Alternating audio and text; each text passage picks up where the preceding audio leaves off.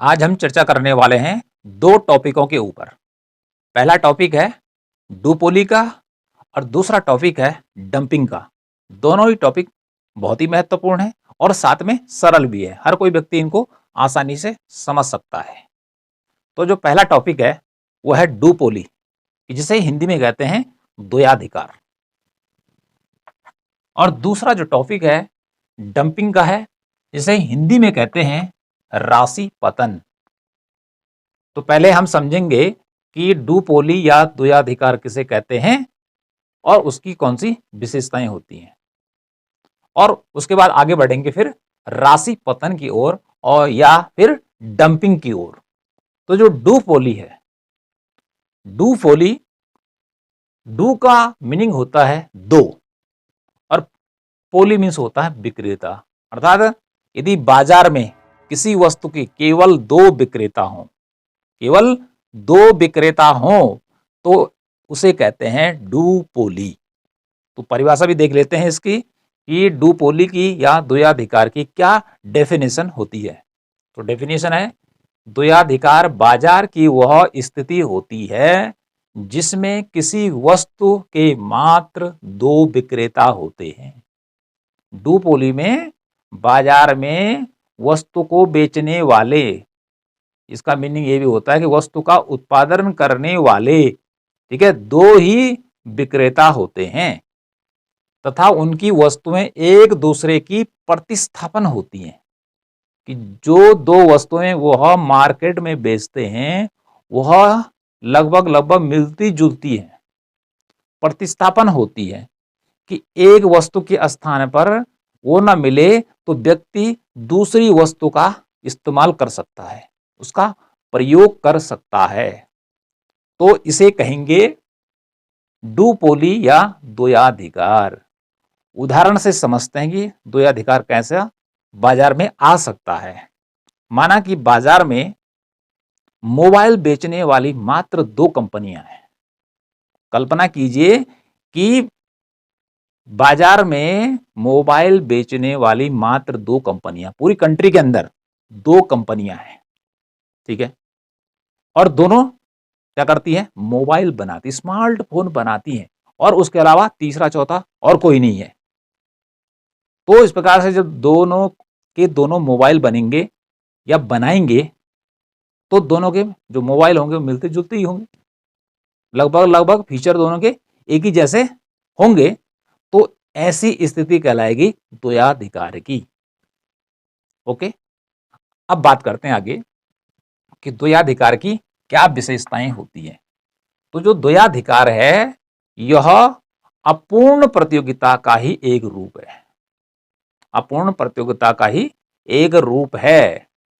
तो द्वयाधिकार की क्या विशेषताएं होती हैं कि कब हम कह सकते हैं कि बाजार में द्वयाधिकार की स्थिति है या बाजार में बेचने वाले दो लोग हैं।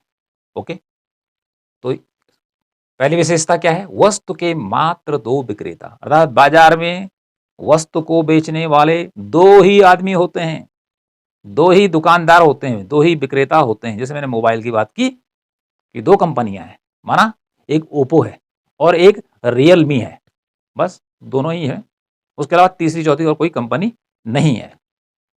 और दोनों का काम क्या है, जो उनको खरीदेगा तो उनसे क्या कर सकता है, उसको यूट्यूब देखना है तो यूट्यूब देखेगा, उसको फोटो खींचनी है तो फोटो खींचेगा, ठीक है, उसको फेसबुक देखना है तो देख सकता है, या कोई और भी एप्लीकेशन उसको देखना है तो देख सकता है, जो उसको सर्च करना है कर सकता है।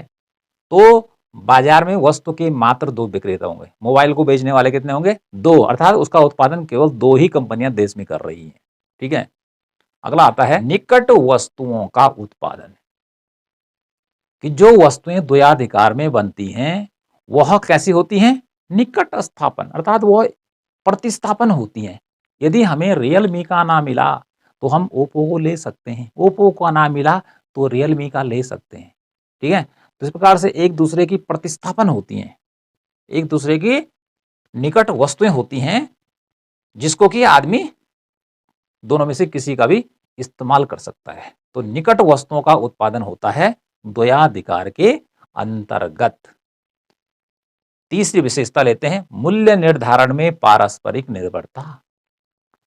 प्राइस कितना होगा मोबाइल का, स्मार्टफोन का, माना कि दोनों कंपनियों ने ये तय कर लिया कि हमें यदि बाजार में अच्छा प्रॉफिट कमाना है, लाभ कमाना है, तो हम क्या कर लेते हैं, आपस में समझौता कर लेते हैं कि हमारा एक ब्रांड का फोन है और वो हम 20,000 की रेंज में ही बेचेंगे, दोनों का प्राइस इक्वल रहेगा। तो इस प्रकार से यदि वो आपस में मिलकर ये बात कर लेते हैं कि हमारा एक किस्म का जो फोन है वो 20,000 में बिकेगा, तो 20,000 में ही दोनों बेचेंगे उसको।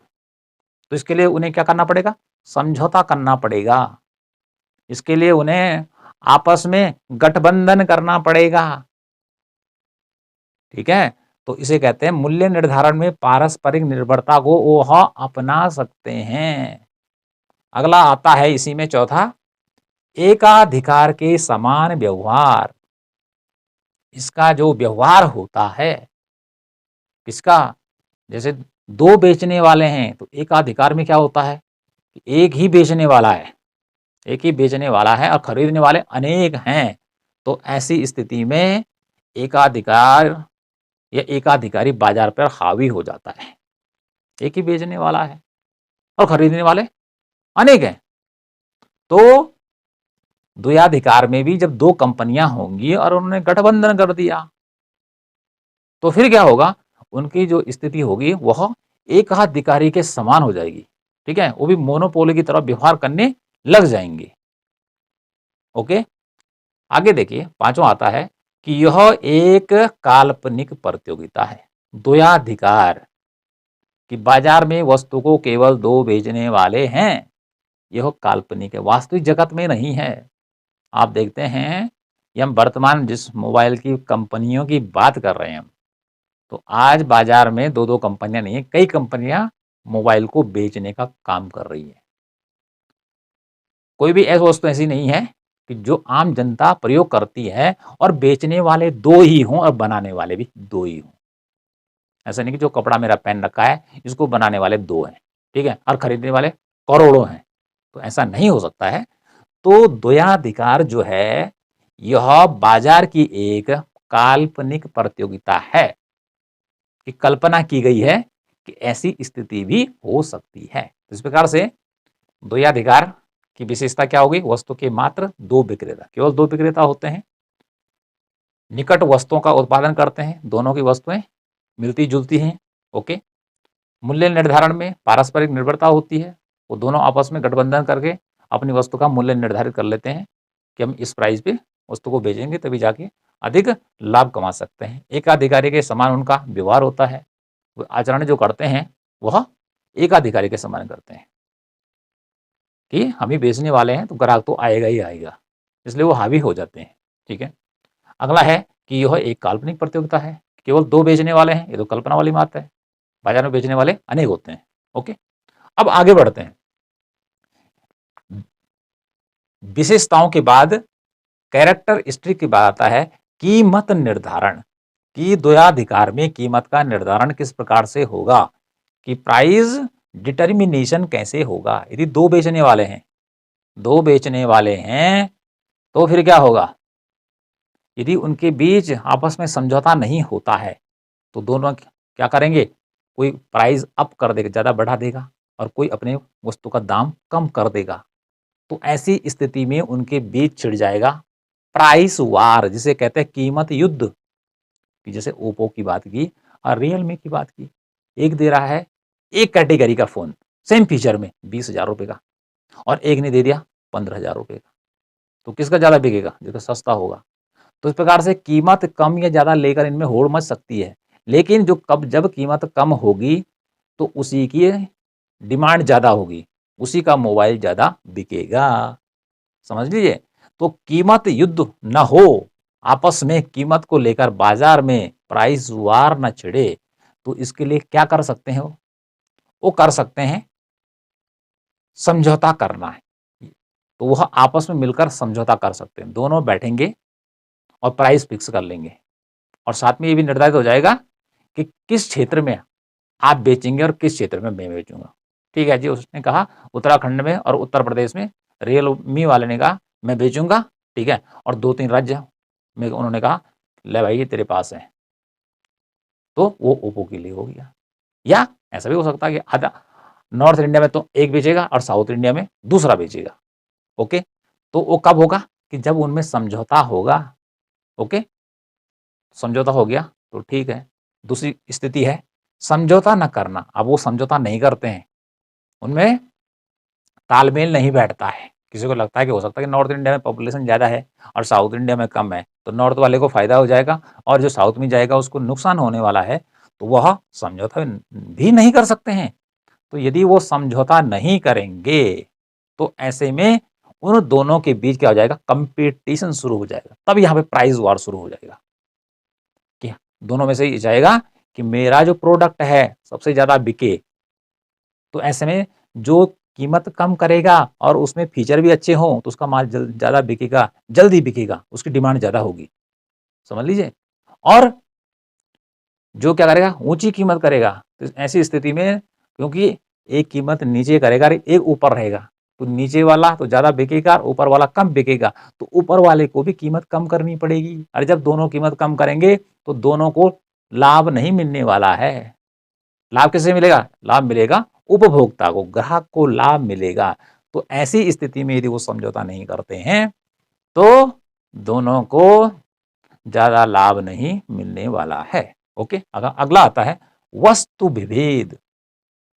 समझौता कर दिया, ठीक है, नहीं करते हैं, अगली कंडीशन तीसरी देखा जा रहा है कि वस्तु विभेद, प्रोडक्ट डिफ्रेंसिएशन, कि वह अपनी वस्तु में अंतर कर सकते हैं। विभेद मीन्स अंतर कर सकते हैं कि ओप्पो ने कुछ फीचर अलग कर दिए, ठीक है, और रियलमी ने कुछ फीचर अलग कर दिए, उसका आकार प्रकार डिजाइन वगैरह चेंज कर दिया कि जिससे ये लगे कि वस्तुएं अलग अलग हैं।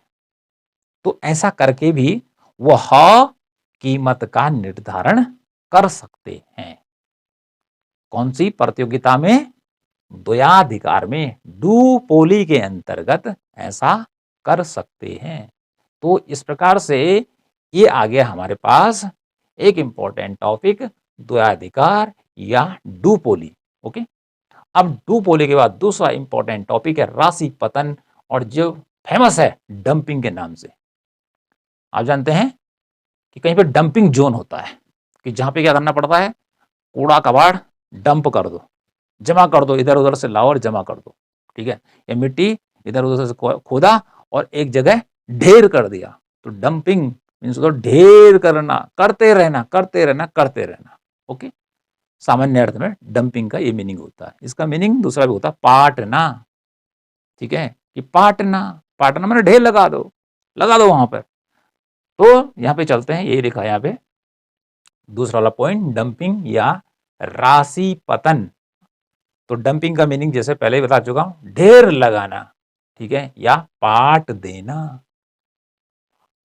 डेफिनेशन क्या होगी? बाजार की एक ऐसी स्थिति जिसमें एकाधिकारी अपनी वस्तु को स्वदेश में महंगा बेचता है और लेकिन विदेश में सस्ता बेचता है। देखिए यहां पे क्या है, राशि पतन में कि बाजार की वो स्थिति, ये भी कीमत विभेद का ही रूप है। तो इसमें क्या कहा जा रहा है कि बाजार की ऐसी कंडीशन जिसमें एकाधिकारी कि जो कि अकेला ही वस्तु का उत्पादक है, तो वह अपनी वस्तु को घरेलू बाजार में, होम मार्केट में सस्ते दाम पे बेचेगा। ओके, माना बात, कोई वस्तु है, एक्स वस्तु है, घरेलू बाजार में उसने दाम कर दिया 10 रुपया कि मैं इसको 10 रुपए में बेचूंगा, ठीक है। एकाधिकारी वस्तु को स्वदेश में क्या करता है, महंगा बेचता है, ठीक है। तो ये महंगे का उदाहरण हो गया। लेकिन विदेशी बाजार में सस्ता बेचता है और इसी वस्तु को वो विदेशी बाजार में क्या करता है, 7 रुपए में बेचता है। अर्थात अपने देश में महंगा और विदेश में बेच दिया सस्ता।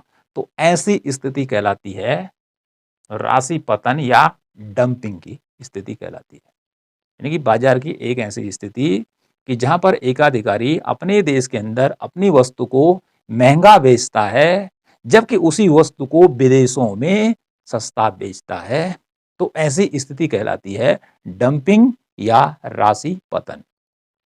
अब देखिए इसका उद्देश्य क्या है, ऐसा क्यों करना चाहता हो, प्रतियोगिता को समाप्त करना, यानी कि मार्केट के अंदर जो कंपटीशन है वो समाप्त करना चाहता है। कैसा समाप्त करना चाहता है कि अपने देश में तो वह अकेला उत्पादक है, इसलिए वो महंगी कीमत को वसूल कर लेगा। उसे पता है कि मेरे अलावा तो बेचने वाला, उत्पादन करने वाला कोई नहीं है, तो लोगों को खरीदना ही पड़ेगा, ठीक है, चाहे मैं दाम कितना कर दूं। लेकिन विदेश में उसे प्रतियोगिता का सामना करना पड़ेगा, क्योंकि उसी की वस्तु के समान विदेशों में अन्य भी होंगे जो उसी प्रोडक्ट को बनाने वाले हैं। तो विदेशों में प्रतियोगिता से बचने के लिए, कि विदेशों में यदि एक गुड्स है और उसको बनाने वाले 10 हैं, तो 10 की कीमत क्या होगी, अलग अलग होगी। तो वह कीमत को वहां कम करना चाहेगा। यदि वो 10 में शामिल है तो 9 के प्राइस को देखेगा। उसे लगता है कि 9 का प्राइस ज्यादा है 9 वस्तुओं वालों का, तो हम एक थोड़ा सा प्राइस नीचे कर देते हैं। तो ऐसे होने से क्या होगा, उस वस्तु की वहां डिमांड बढ़ जाएगी, और क्योंकि वह अन्य वस्तुओं की तुलना में सस्ती हो जाएगी। ओके, तो इस प्रकार से वह प्रतियोगिता को समाप्त करना चाहता है विदेश में, ठीक है। इसलिए सस्ता बेचेगा, और सस्ता बेचेगा, बेचता चला जाएगा, ठीक है। वो दुनिया के सारे मार्केट पर कब्जा करना चाहता है कि मैं वस्तु को बेचूं, सस्ता बेचूं, पहले मैं बेचूं बेचूं बेचूं, और उस देश के अंदर उसी वस्तु को बनाने वाले जितने कल कारखाने हैं, ठीक है, वो धीरे धीरे करके क्या हो जाए, बंद हो जाए, क्योंकि उनका माल रहेगा महंगा और मेरा रहेगा सस्ता। तो सस्ता लोग क्या करेंगे, जल्दी जल्दी खरीदेंगे, और महंगा नहीं खरीदेंगे तो उनकी फैक्ट्री क्या हो जाएगी, क्लोज हो जाएगी। इसलिए क्या करो, प्रतियोगिता को समाप्त कर दो। उस देश के उद्योग धंधे, अर्थात जो माल मैं बेच रहा हूं और यदि उस देश में बन रहा है, उसको खत्म कर दो, चौपट कर दो, ठीक है, उस देश की फर्मों का विनाश कर दो। और उसके बाद क्या करेगा, ये तो ये कंडीशन बताई कि पहले सस्ता बेचेगा, लेकिन जब उस देश में उद्योग धंधों का पतन हो जाएगा और केवल उसी की वस्तु रहेगी, तो क्या करेगा, तब उसको महंगा बेचेगा।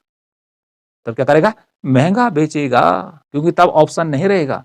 तो डंपिंग में क्या होता है, जैसे चाइनीज कंपनियां हमारे देश के अंदर क्या है, मोबाइल बनाने हमारे देश के अंदर कंपनियां नहीं है, सारी चाइनीज कंपनी है। और ये चाइनीज जितनी भी कंपनियां, इनका जो सामान आ रहा है, चाहे मोबाइल से लेकर अन्य गुड्स का है, सस्ता है, ठीक है, अच्छा भी दे रहे हैं। इनका मकसद क्या है, घरेलू जो हमारे देश में उद्योग हैं, मतलब मोबाइल कंपनी जो यदि कोई बनाए तो पनप ना पाए, वह ऊपर ना उठे, क्योंकि इनका मकसद है कि किसी भी, अतः भारत की बात करें कि भारत के मोबाइल उद्योग को खत्म कर दो, ठीक है, और जिस दिन पूरा मोबाइल इंडस्ट्री एकदम चौपट हो गया, उसके बाद अपने प्राइस को अप कर देंगे। क्योंकि चाइनीज जो मोबाइल आ रहा है, चाहे वो रियलमी का, चाहे रेडमी का, ओप्पो का है, यदि हम चाइना में लेंगे उसको तो उसका प्राइस ज्यादा है उसी फोन का, और उसी फोन को इंडिया में सस्ता बेचा जा रहा है। तो मकसद क्या है कि कंपटीशन को समाप्त करो। और इस देश में यदि कोई कंपनी उड़ती भी है, तो नई नई कंपनी होगी, तो उसका जो प्रोडक्ट आएगा वो तो महंगा ही होगा इनकी तुलना में, क्योंकि ये तो ब्राउड स्तर पर क्या कर रहे हैं, प्रोडक्शन कर रहे हैं ब्राउड लेवल पे। आज जब नई कंपनी होगी तो वो क्या करेगी, उसका तो लेवल छोटा होगा, तो उसका प्राइस भी ज़्यादा ही होगा, उसमें फीचर हो सकता है कम भी हो सकते हैं। इसलिए स्वदेश में उद्योगों को मत पनपने दो, ऐसा चाइना का मकसद है। इसलिए उसका क्या है, डंप कर दो, ढेर लगा दो मोबाइल का, सामान का, जितना भी उसके पास प्रोडक्ट है, अपने देश में महंगा बेचो, कोई बात नहीं है, विदेशों में भी सस्ता बेचो, सस्ता बेचो, सस्ता बेचो। और जब वहां के उद्योग धंधे चौपट हो जाएंगे, उस दिन एकदम महंगा कर दो, ठीक है।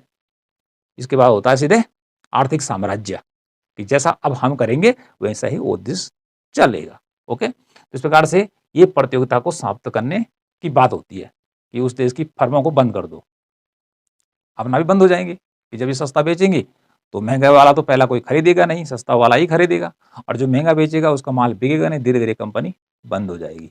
ओके, दूसरा है लाभ कमाना। जब ये अपना गुड्स भारत में या कहीं बेचेंगे, राशि पतन के अंदर, कि जो विक्रेता है वस्तु को विदेश में बेच रहा है, क्यों बेच रहा है, कि उसके पास ओवर प्रोडक्शन है, उसके पास सप्लाई ज्यादा है, और अपने देश में उसकी डिमांड उतनी नहीं है। अपने देश के लिए उसने बना दिया, लेकिन उसने इतना बनाया कि वह अब विश्व में बेचकर दुनिया में छाना चाहता है, और उन देशों की मुद्रा को प्राप्त करना चाहता है, लाभ कमाना चाहता है। तो इस प्रकार से एक अधिकारी, इस प्रकार से राशि पतन के अंतर्गत क्या होता है कि विदेशों में प्रतियोगिता समाप्त करो, माल को सस्ता से सस्ता बेचो, ओके, और एक लेकिन इनका मकसद है दूरगामी, कि उसके बाद उस देश के उद्योग धंधे बंद हो जाएंगे, तब माल को महंगा कर लेंगे। ठीक है। और अगला होता है लाभ कमाना, कि फिलहाल सस्ता भेजे। यदि क्वांटिटी ज़्यादा बिकती है, मात्रा ज़्यादा बिकती है, एक दिन में यदि 5 मोबाइल बिकते हैं, ठीक है, और एक दिन में ही 50,000 मोबाइल बिक गए, और 50,000 वाले की कीमत थोड़ा कम भी रही तो ज़्यादा बिकेंगे, तब भी फायदे में चलेगा। ओके। तो इस प्रकार से लाभ कमाने के लिए भी डंपिंग होता है, देश अपनाते हैं लाभ कमाने के लिए, यदि उनके पास ओवर सप्लाई है तो, अपने देश के अतिरिक्त विदेशों को बेचने के लिए। ठीक है। और दूसरा, प्रतियोगिता को समाप्त करने का भी मकसद रहता है कि हमारी कंपनी है, हम छा जाएं विश्व में, और उस देश की सारी कंपनियां क्या हो जाएं, बाद में बंद हो जाएं, और जिस दिन देश की कंपनी बंद हो जाएगी उस दिन हम क्या करेंगे, अपने माल को महंगा कर देंगे। ओके। तो इस प्रकार से हमने आज यहाँ पे 2 टॉपिक लिए, एक है द्वयाधिकार का, डुओपोली का, और एक राशि पतन का। डुओपोली को एक बार पुनः समझा देते हैं कि डू मीन्स होता है 2 और पोली मीन्स विक्रेता, अर्थात यदि बाजार में किसी वस्तु को बेचने वाले 2 ही होते हैं, अर्थात वस्तु जो होते हैं लगभग लगभग निकट स्थापना होती है, और बनाने वाले वही होते हैं और बेचने वाले भी वही होते हैं, तो ऐसी कंडीशन कहलाती है द्वयाधिकार की। अगला आता है राशि पतन। तो इस राशि पतन में होता क्या है कि जो एकाधिकारी होता है वह अपनी वस्तु को स्वदेश में, अपने देश में महंगा बेचता है, और विदेशी बाजार के अंदर सस्ता बेचता है, जिसका कि दूरगामी, दूरदर्शिता का उसका लक्ष्य होता है, जिसको कि मैंने यहाँ बताया कि प्रतियोगिता को समाप्त करना। प्रतियोगिता जब समाप्त हो जाएगी, ठीक है, तो उसके बाद सारे विश्व पे छा जाओ, अपना आर्थिक साम्राज्य फैला दो, और जब आर्थिक साम्राज्य फैलेगा आपका, तो लाभ तो आपको मिलेगा ही मिलेगा, आपको बेनिफिट मिलेगा ही मिलेगा।